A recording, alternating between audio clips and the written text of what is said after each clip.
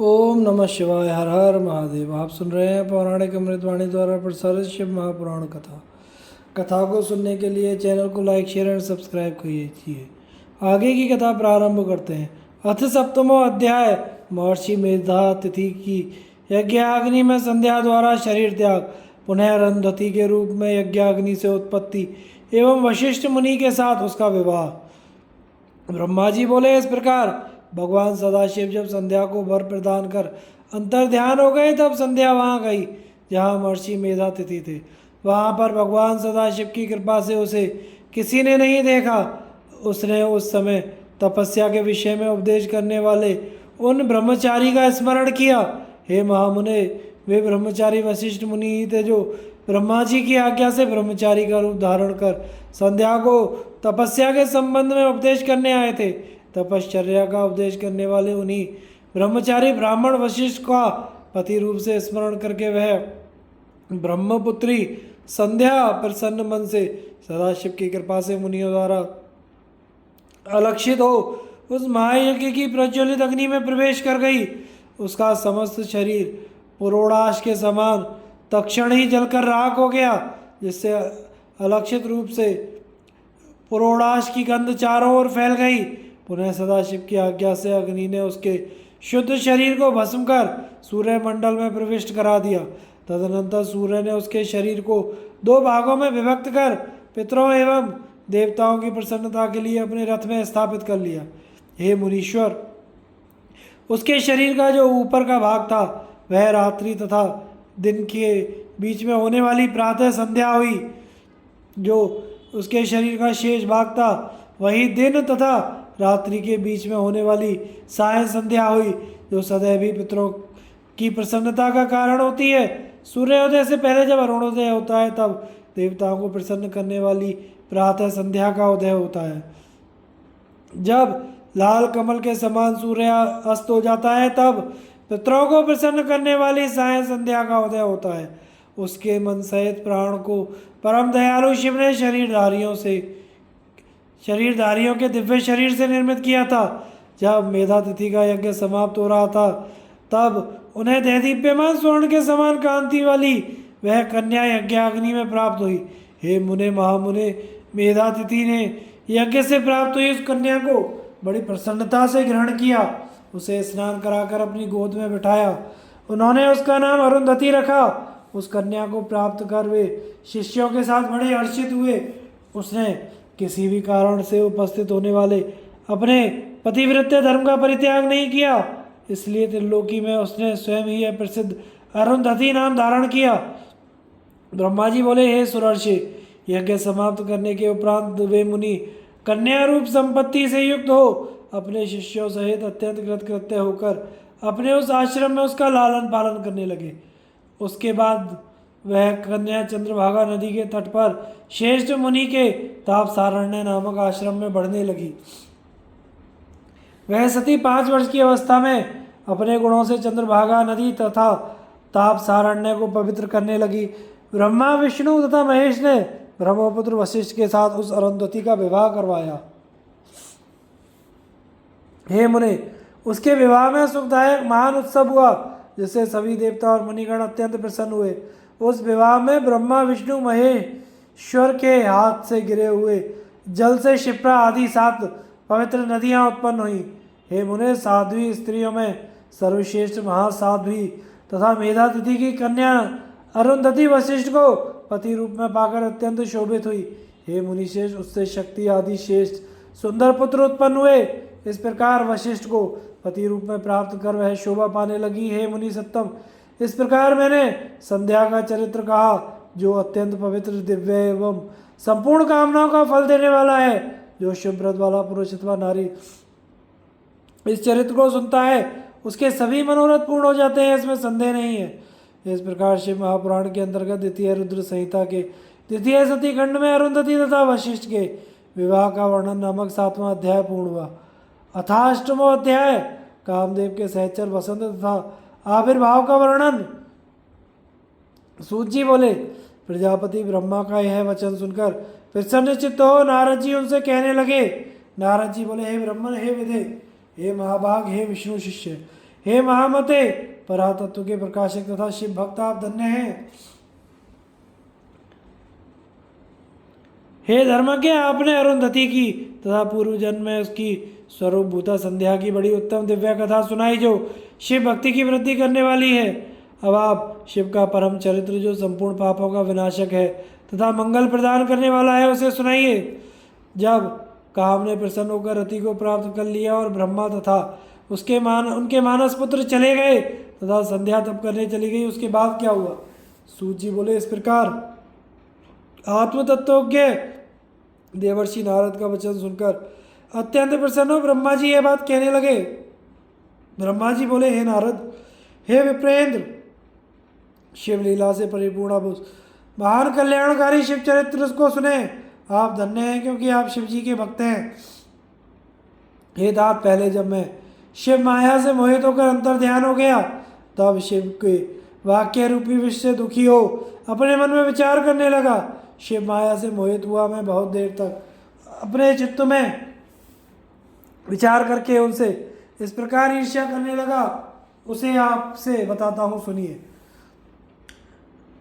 तत्पश्चात मैं वहां पहुंचा जहां दक्ष आदि स्थित थे, और वहां रति सहित कामदेव को देखकर मैं कुछ मदमत्त हो गया।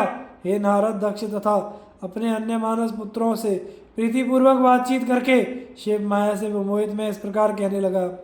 ब्रह्मा जी बोले, हे दक्ष, हे मारीची आदि पुत्रों, मेरी बात सुनो और उसे सुनकर मेरे कष्ट को दूर करने का उपाय करो। स्त्री के प्रति मेरी अभिलाषा देखकर महायोगी शिव ने मेरी निंदा की, और उन्होंने मुझे और तुम लोगों को बहुत फटकारा। उसके कारण मैं दुख से संतप्त हूँ और कहीं भी मुझे चैन नहीं मिलता था। जिस प्रकार वे स्त्री को ग्रहण करें, वह यत्न करो। जब वे स्त्री स्वीकार करेंगे, तभी हमारा वह दुख दूर होगा। किंतु विचार करने पर मैं समझता हूँ ये कार्य बड़ा ही कठिन है। जब उन्होंने मुनियों के समक्ष ही मेरे कांता परिग्रह की अभिलाषा मात्र से मुझे धिक्कारा, तो वे स्वयं किस प्रकार स्त्री ग्रहण करेंगे? इस त्रिलोक में कौन सी ऐसी स्त्री है जो उनके मन में विराजमान होकर उन्हें योग मार्ग से हटाकर मोह में डाल सकती है? कामदेव भी इन्हें मोहित करने में समर्थ नहीं है, क्योंकि वे परम योगी हैं और स्त्रियों के नाम को भी सहन नहीं कर सकते हैं। जो प्रसंग द्वारा भी स्त्री का नाम कदापि नहीं सहन कर सकता, तो भला वह वाणी से स्त्री ग्रहण कर किस प्रकार सृष्टि कार्य में प्रवृत्त हो सकता है? इस पृथ्वी में बड़े बड़े देवता भी माया के बंधन में पड़े हुए हैं। जो बचे हुए हैं वे विष्णु के बंधन में बंधे हुए हैं। कुछ देवगण शंभु के उपायों से आबद्ध हैं। संसार से विमुक्त तथा एकांत विरागी सदाशिव के अतिरिक्त और कौन है जो ऐसा दुष्कर कार्य कर सकता है? इस प्रकार दक्षादि पुत्रों से कहकर रति सहित कामदेव को वहां देखकर मैं आनंद पूर्वक उनसे कहने लगा। ब्रह्मा जी बोले, मेरे श्रेष्ठ पुत्र कामदेव, तुम सभी प्रकार से सबको सुख देने वाले हो। हे पितृवत्सल, तुम अपनी पत्नी सहित प्रसन्नता पूर्वक मेरी बात सुनो। हे मनोभाव, तुम अपनी इस सहचारिणी स्त्री के साथ जिस प्रकार शोभा पा रहे हो, यह भी वैसे ही तुम्हें पति रूप में प्राप्त कर अति शोभित हो रही है। जिस प्रकार महालक्ष्मी से भगवान विष्णु तथा विष्णु से महालक्ष्मी एवं जिस प्रकार रात्रि से चंद्रमा एवं चंद्रमा से रात्रि सुशोभित होती है, उसी प्रकार तुम दोनों की शोभा है और तुम्हारा दाम्पत्य भी अलंकृत है। इसलिए तुम इस जगत को जीतने वाले विश्वकेतु होगे। हे वत्स, तुम संसार के हित के लिए महादेव को मोहित करो, जिससे प्रसन्न मन वाले शंकर शीघ्र विवाह करें। निर्जन स्थानों में, उत्तम प्रदेशों में, पर्वत पर अथवा तालाब के तट पर जहाँ भी शिव जाए, वहीं तुम अपनी इस पत्नी के साथ जाकर इन जितेंद्रिय तथा स्त्री रहित शंकर जी को मोहित करो। इस संसार में तुम्हारे अतिरिक्त कोई दूसरा इनको मुंह में डालने वाला नहीं है। हे मनोभाव, शंकर जी के अनुराग युक्त हो जाने पर तुम्हारे भी शाप की शांति हो जाएगी, अतः तुम अपना हित करो। यदि महेश्वर सानुराग होकर स्त्री की अभिलाषा करेंगे, तो वे शेष शिव तुम्हारा भी उद्धार कर देंगे। इसलिए तुम अपनी स्त्री को साथ लेकर शंकर को मोहित करने का प्रयत्न करो। महेश्वर को मोहित करके विश्व के केतु हो जाओ। ब्रह्मा जी बोले, हे संसार के प्रभु एवं अपने पिता मुझ ब्रह्मा की बात सुनकर वह कामदेव मुझ जगतपति से कहने लगा। मनमत बोला, हे प्रभु, आपके आज्ञा अनुसार शिव जी को मोहित करूंगा, किंतु हे भगवान, स्त्री ही मेरा मुख्य अस्त्र है। शंकर जी के योग्य स्त्री का निर्माण कीजिए, जो मेरे द्वारा शिव को मोहित करने पर उनका पुनः मोहन कर सके। हे दाता, इस उत्तम उपाय को अब कीजिए।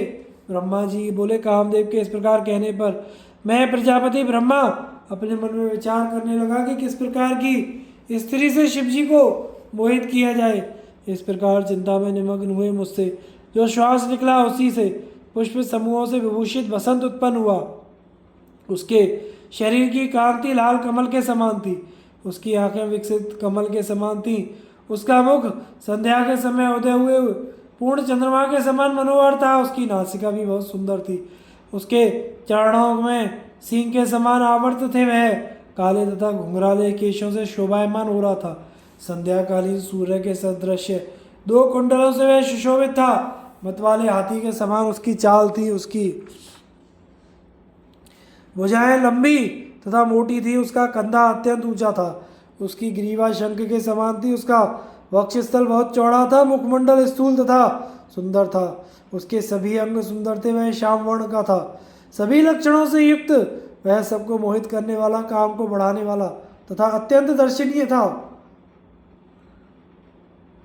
इस प्रकार पुष्पगुच्छों से सुशोभित हुए बसंत के उत्पन्न होते ही सुगंधित वायु चलने लगी, वृक्ष भी फूलों से लद गए, सैकड़ों कोयलें मधुर पंचम स्वर में बोलने लगी और बावलियां विकसित तथा स्वच्छ कमलों से युक्त हो गई।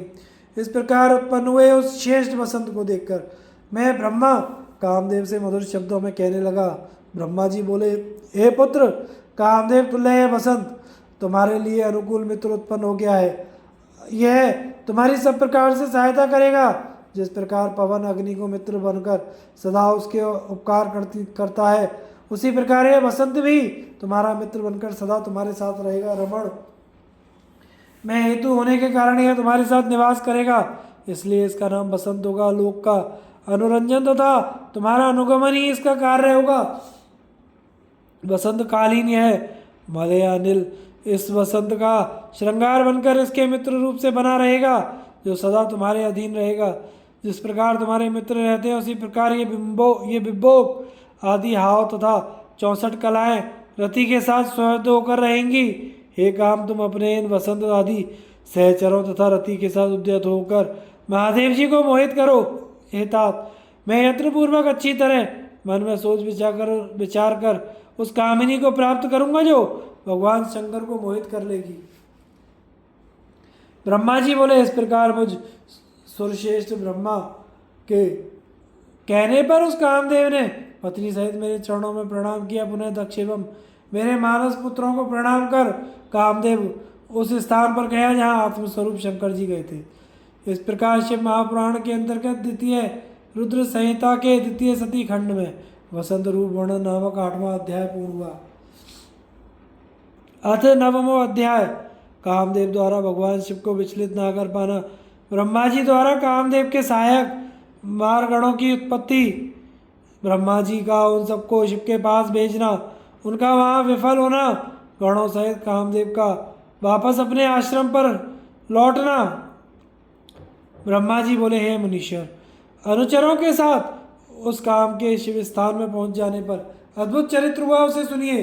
सभी लोगों को मोहित करने वाले उस महावीर काम ने वहां पहुंचकर अपना प्रभाव फैला दिया, सभी प्राणियों को मोहित कर लिया। हे मुने, वसंत ने भी महादेव जी को अपना मोहित करने वाला प्रभाव दिखाया, जिससे समस्त वृक्ष एक साथ ही फूलों से लद गए। उस समय काम ने रति के साथ शिव को मोहित करने के लिए अनेक यत्न किए, जिससे सभी जीव उसके वशीभूत हो गए, किंतु गणों सहित शिव जी उसके वश में नहीं हुए।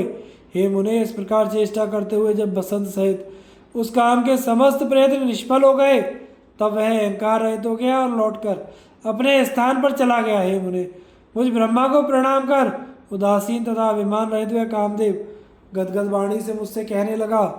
काम बोला, हे ब्राह्मण, शिव को मोहित नहीं किया जा सकता, क्योंकि वे योग परायण है। उन शिव को मोहित करने की शक्ति ना मुझ में है, ना अन्य किसी में है। हे ब्राह्मण, मैंने मित्र बसंत की तथा रति के साथ उन्हें मोहित करने के अनेक उपाय किए, किंतु शिव में वे सभी निष्फल हो गए। हे ब्राह्मण, हम लोगों ने शिव जी को मोहित करने के लिए जिन जिन उपायों को किया, उन विविध उपायों को बता रहा हूँ, आप सुनिए।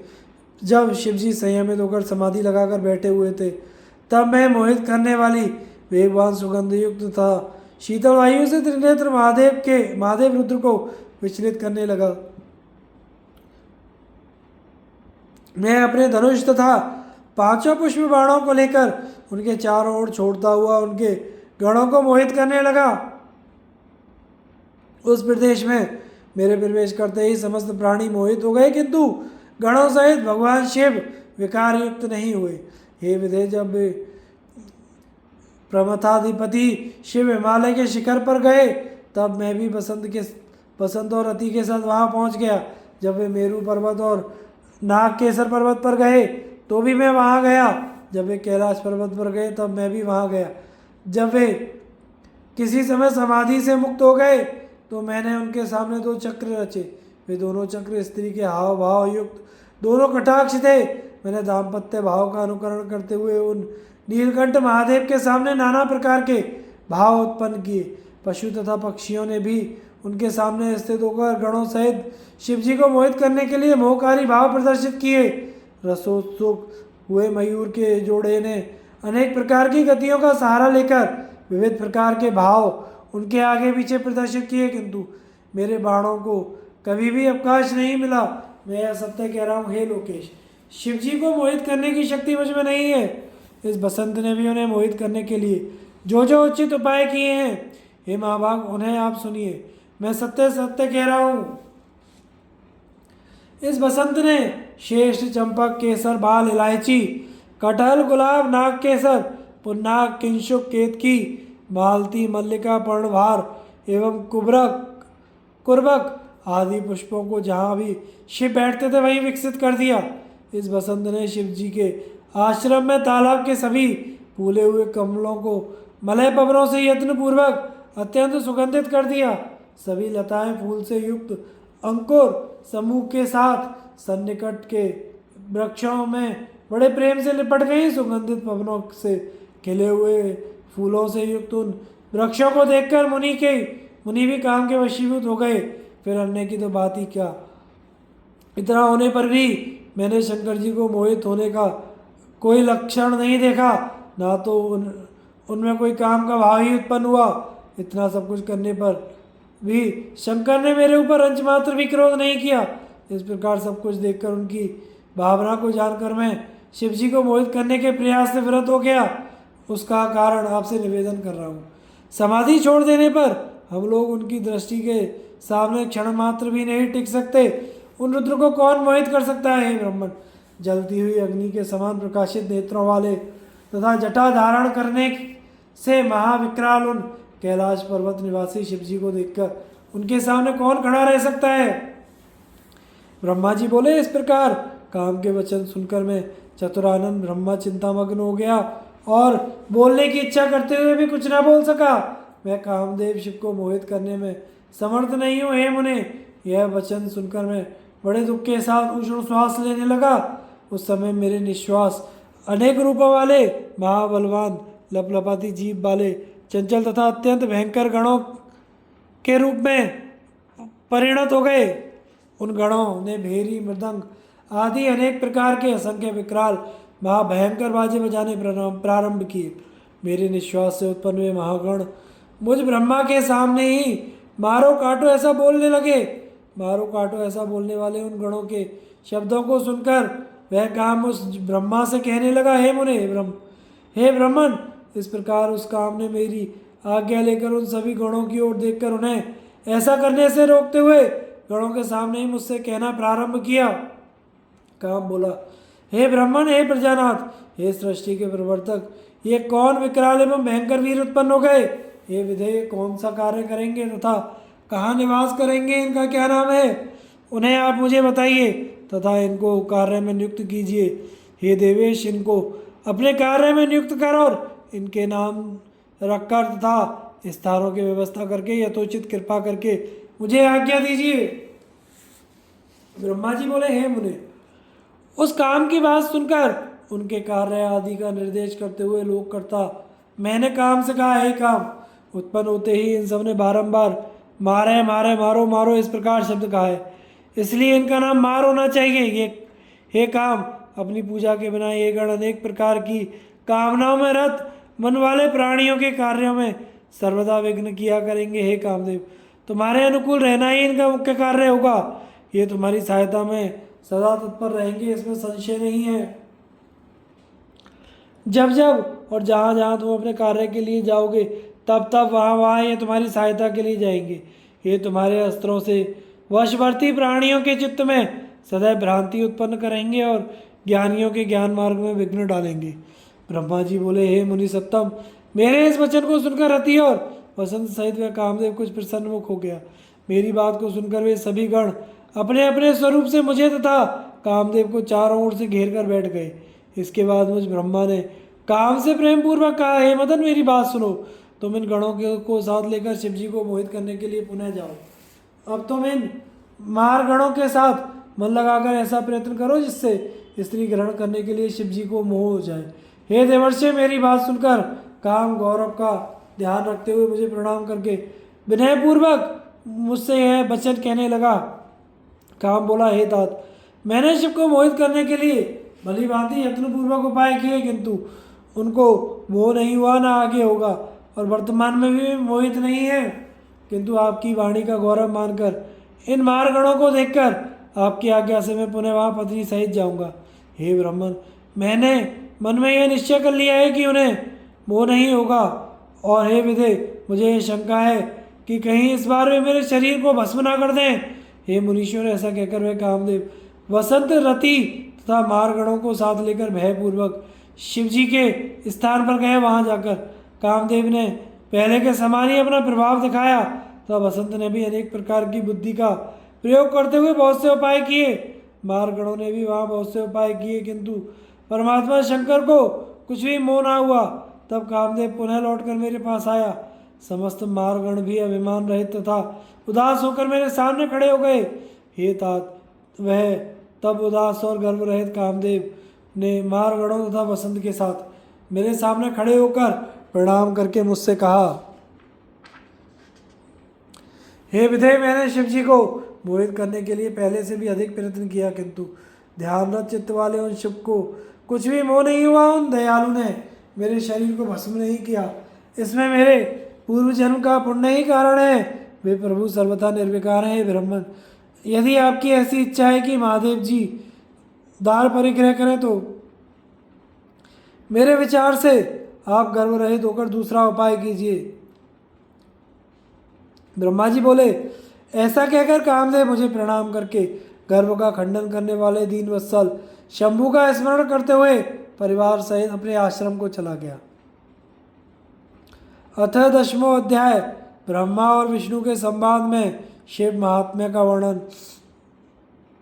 नारद जी बोले, हे ब्राह्मण, हे विधेय, हे महाभाग, आप धन्य हैं जो आपकी बुद्धि शिव में आसक्त है। आपने परमात्मा शंकर के सुंदर चरित्र का आख्यान किया। मारगणों तथा अपनी स्त्री रति के साथ जब काम अपने स्थान पर चला गया तब क्या हुआ और आपने क्या किया, अब उस चरित्र को कहिए। ब्रह्मा जी बोले, हे नारद, आप अत्यंत प्रसन्नतापूर्वक महादेव जी का चरित्र सुनिए, जिसके श्रवण मात्र से मनुष्य विकार से मुक्त हो जाता है। काम के सपरिवार अपने आश्रम में चले जाने पर उस समय जो हुआ उस चरित्र को मुझसे सुनिए। हे नारद, मेरा घमंड चूर चूर हो गया और अपने मनोरथ के अपूर्ण रहने से मुझे आनंद रहित हृदय में विस्मय हुआ। मैंने मन में अनेक प्रकार से विचार किया कि वे निर्विकार चितात्मा और योग परायण शिव स्त्री को किस प्रकार ग्रहण कर सकते हैं। हे मुने, इस प्रकार अनेक तरह से विचार करके अहंकार रहित होकर मैंने उस समय अपने जन्मदाता शिव स्वरूप उन विष्णु का भक्तिपूर्वक स्मरण किया और दीनतापूर्ण वाक्यों से युक्त कल्याणकारी स्त्रोतों से उनकी स्तुति करने लगा। उसे सुनकर चतुर्भुज कमल नयन शंख पद्म गदाधारी पीताम्बर से सुशोभित तथा श्याम वर्ण के शरीर वाले भक्ति प्रिय भगवान विष्णु शीघ्र ही मेरे सम्मुख प्रकट हो गए। उस प्रकार के रूप वाले शरणागत वत्सल उन भगवान को देखकर मैंने पुनः प्रेम से गदगद वाणी में बार बार उनकी स्तुति की। अपने भक्तों को अपने भक्तों के दुख को दूर करने वाले भगवान विष्णु उस स्त्रोत को सुनकर अत्यंत प्रसन्न हो मुझ शरणागत ब्रह्मा से कहने लगे। विष्णु बोले, हे विदय, हे ब्राह्मण, हे महाप्राज्ञ, आप धन्य हैं। हे लोककर्ता, आपने आज किस लिए मेरा स्मरण किया और किस लिए आप मेरी स्तुति कर रहे हैं? आपको कौन सा महान दुख हो गया है, उसे अभी बताइए। उस संपूर्ण दुख का मैं नाश करूंगा, इसमें संदेह नहीं करना चाहिए। ब्रह्मा जी बोले, हे नारद, विष्णु के इन वचनों को सुनकर मैंने दीर्घ श्वास लिया और हाथ जोड़कर प्रणाम करके विष्णु से यह वचन कहा, हे देवदेव, हे रमानाथ, मेरी बात सुनिए। हे मानव, उसे सुनकर दया करके मुझे मेरा दुख दूर कीजिए और मुझे सुखी कीजिए। हे विष्णु, मैंने रुद्र को सम्मोहन के सम्मोहन के लिए सपरिवार मारगण तथा वसंत के साथ काम को भेजा था। उन्होंने शिव जी को मोहित करने के लिए अनेक प्रकार के उपाय किए, किंतु वे सब निष्फल हो गए। उन समदर्शी योगी को मोह नहीं हुआ। मेरा यह वचन सुनकर शिव तत्व के ज्ञाता, विज्ञानी तथा सब कुछ देने वाले विष्णु विस्मित होकर मुझसे कहने लगे। विष्णु जी बोले, हे पितामह, आपकी इस प्रकार की बुद्धि किस कारण से हो गई है? हे ब्राह्मण, अपनी सुबुद्धि से सब विचार कर मुझसे सत्य सत्य उसे कहें। ब्रह्मा जी बोले, हे तात, अब उस चरित्र को सुनिए। यह आपकी माया मोहने वाली है। सुख दुख में यह सारा जगत उसी के अधीन है। उसी माया के द्वारा प्रेरित होकर मैं इस प्रकार का पाप करने के लिए प्रवृत्त हुआ हूँ। हे देवेश, आपकी आज्ञा से कह रहा हूँ, आप सुनिए। सृष्टि के प्रारंभ में मेरे दक्षादि 10 पुत्र उत्पन्न हुए और मेरी वाणी से एक परम सुंदरी कन्या उत्पन्न हुई, जिसमें धर्म मेरे वक्षस्थल से, काम मन से और अन्य पुत्र मेरे शरीर से उत्पन्न हुए। कन्या को देखकर मुझे मोह हो गया। मैंने आपकी माया से मोहित होकर जब उसे कुदृष्टि से देखा, तब उसी समय महादेव जी ने आकर मेरी तथा मेरे पुत्रों की निंदा की। हे नाथ, उन्होंने स्वयं को श्रेष्ठ और तथा प्रभु मानकर ज्ञानी, योगी, जितेंद्रिय, भोग रहित मुझ ब्रह्मा को तथा मेरे पुत्रों को धिक्कारा। हे अरे, मेरे पुत्र होकर भी शिव ने सबके सामने ही मेरी निंदा की। यही मुझे महान दुख है। इसे मैंने आपके सामने कह दिया। यदि वे पत्नी ग्रहण कर लें तो मैं सुखी हो जाऊंगा और मेरे मन का कष्ट दूर हो जाएगा केशव। इसीलिए मैं आपकी शरण में आया हूँ। ब्रह्मा जी बोले, हे नारद, मुझ ब्रह्मा का यह वचन सुनकर विष्णु हंसकर उस सृष्टिकर्ता ब्रह्मा को हर्षित करते हुए शीघ्र ही कहने लगे। विष्णु जी बोले, हे विदे, संपूर्ण भ्रम का निवारण करने वाले और वेद तथा आगमों द्वारा अनुमोदित परमार्थ युक्त वचन को सुने। हे विदे, वेद के वक्ता तथा समस्त लोक के कर्ता होकर भी आप इस प्रकार महामूर्ख और दुर्बुद्धि युक्त किस प्रकार हो गए? हे मंदात्मन, आप अपनी जड़ता का त्याग करें और इस प्रकार की बुद्धि ना करें। संपूर्ण वेद स्तुति द्वारा क्या कहते हैं, अच्छी बुद्धि से उसका स्मरण करें। हे दुर्बुद्धि, आप उन परेश रुद्र को अपना पुत्र समझते हैं। हे विदे, आप वेद के वे वक्ता हैं, फिर भी आपका समस्त ज्ञान विस्मृत हो गया है। ऐसा ज्ञात होता है कि इस समय आपकी सुबुद्धि नष्ट हो गई है और आप में कुमति उत्पन्न हो गई है, जो आप शंकर को सामान्य देवता समझकर उनसे द्रोह कर रहे हैं। हे ब्राह्मण, निर्णय करके वेदों में वर्णित किया गया जो कल्याणकारक तत्व सिद्धांत कहा गया है, उसे आप सुनिए और सद्बुद्धि रखिए। शिव जी ही समस्त सृष्टि के कर्ता, भर्ता, हर्ता, परात्पर, परब्रह्म, परेश, निर्गुण, नित्य, निर्देश्य, निर्विकार परमात्मा, अद्वैत, अच्युत, अनंत, सबका अंत करने वाले, स्वामी, व्यापक, परमेश्वर, सृष्टि पालन संहार को करने वाले, सत्व, रज, तम, इन 3 गुणों से युक्त, सर्वव्यापी, रज, सत्व, तम रूप से ब्रह्मा, विष्णु तथा महेश्वर नाम धारण करने वाले, माया से भिन्न, इच्छा रहित, माया स्वरूप, माया को रचने में प्रवीण, सगुण, स्वतंत्र, अपने में आनंदित रहने वाले, निर्विकल्प, अपने में ही रमण करने वाले, द्वंद्व से रहित, भक्तों के अधीन रहने वाले, उत्तम शरीर वाले, योगी, सदा योग में निरत रहने वाले, योग मार्ग दिखाने वाले, लोकेश्वर, गर्व को दूर करने वाले तथा सदैव दीनों पर दया करने वाले हैं। ऐसे स्वामी हैं, जो ऐसे स्वामी हैं उन्हें आप अपना पुत्र मानते हैं। हे ब्राह्मण, शिव हमारे पुत्र हैं, इस प्रकार का अज्ञान छोड़ दीजिए, उन्हीं की शरण में जाइए और सब प्रकार से शिव जी का भजन कीजिए। वे प्रसन्न होकर आपका कल्याण करेंगे। यदि आपका यह विचार है कि शिव जी अवश्य दाल परिग्रह करें तो शिव जी का स्मरण करते हुए आप शिवा के उद्देश्य से कठोर तप कीजिए। आप अपनी इच्छा को हृदय में धारण कर भगवती शिवा का ध्यान कीजिए। यदि वे देवेश्वरी प्रसन्न हो गई तो आपका समस्त कार्य पूर्ण करेंगी। यदि वे शिवा सगुण रूप से अवतार लेकर किसी मनुष्य की कन्या बने तो निश्चय ही वे उन शिव की पत्नी बन सकती हैं। हे ब्राह्मण, आप इस कार्य के लिए दक्ष को आज्ञा दीजिए कि वे स्वयं भक्ति तत्पर होकर उन शिव पत्नी को उत्पन्न करने के लिए प्रयत्नपूर्वक तप करें। हे तात, आप इसे भली प्रकार समझ लें कि वे शिवा और शिव के भक्तों के अधीन हैं, पर ब्रह्म स्वरूप ये दोनों स्वेच्छा से सगुण भाव धारण कर लेते हैं। ब्रह्मा जी बोले, लक्ष्मीपति भगवान विष्णु ने इस प्रकार कहकर तत्क्षण अपने प्रभु शिव जी का स्मरण किया और उसके बाद उनकी कृपा ज्ञान से उनकी कृपा से ज्ञान प्राप्त करके मुझसे कहने लगे।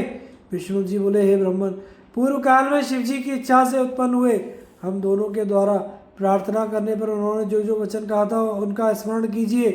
आप वह सब भूल गए हैं। शिव जी की जो पराशक्ति है वह धन्य है, उसी ने समस्त जगत को मोहित कर रखा है।